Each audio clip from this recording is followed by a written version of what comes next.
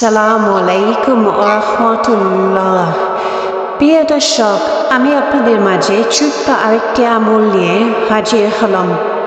এই আমলটি পাঠ করলে আল্লাহর সবচেয়ে প্রিয় বান্দা হওয়া যায় এবং আল্লাহ তাআলার কাছে সবচেয়ে মর্যাদাপূর্ণ ব্যক্তি হবেন সেই ব্যক্তি যে ব্যক্তি এই আমলটি পাঠ করবে ইনশাআল্লাহ। আমলটি হলো সুবহানাল্লাহি আযীম ওয়া বিহামদিহি। আমি আবারও বলছি, সুবহানাল্লাহি আযীম ওয়া বিহামদিহি, সুবহানাল্লাহি আযীম ওয়া বিহামদিহি। এই আমলটি ফজিলত শুনব এবং সকলকে আমরা ভিডিওটি শেয়ার করে দেব।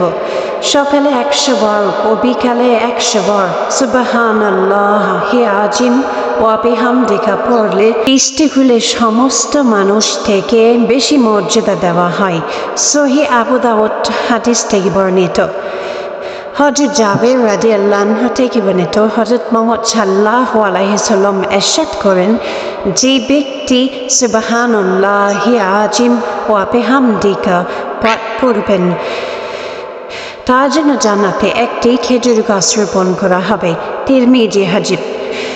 যে ব্যক্তি সুবহানাল্লাহি আযীম ওয়া বিহামদিহি পাঠ করবেন, কিয়ামতের দিন তার চেয়ে বেশি সওয়াব আর কারো হবে না। সুবহানাল্লাহ। আবু হুরায়রা রাদিয়াল্লাহু আনহু থেকে বর্ণিত হাদিসে রাসূল সাল্লাল্লাহু আলাইহি ওয়াসাল্লাম বলেন, দুটি বাক্যে এমন কিছু রয়েছে যা সহজে আমল করা যায়। এর আমলে পাল্লা অনেক বাড়ে আর আল্লাহ তাআলার কাছে অনেক পছন্দনীয়। আমলের যত ছোট হোক না কেন তা আল্লাহর কাছে অনেক দামি। এই আমল পাঠ করলে কিয়ামতের দিন বান্দার সামনে এই আমলটি যতই ছোট হোক না কেন আল্লাহর কাছে অনেক দামি। এই আমল পাঠ করলে কিয়ামতের দিন বান্দার সামনে হাজির হবে বিশাল সওয়াব আকারে।